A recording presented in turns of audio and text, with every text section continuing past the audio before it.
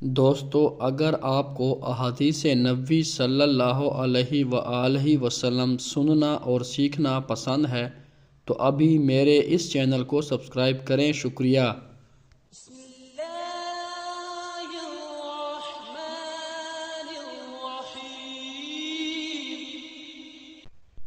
हज़रत उमर बिन ख़त्ताब रज़ियल्लाहु ताला अन्हो से रिवायत है कि रसूलुल्लाह सल्लल्लाहु अलैहि वसल्लम ने फरमाया, अमाल का दारोमदार नीयतों पर है और हर शख्स को वही मिलेगा जिसकी उसने नीयत की होगी।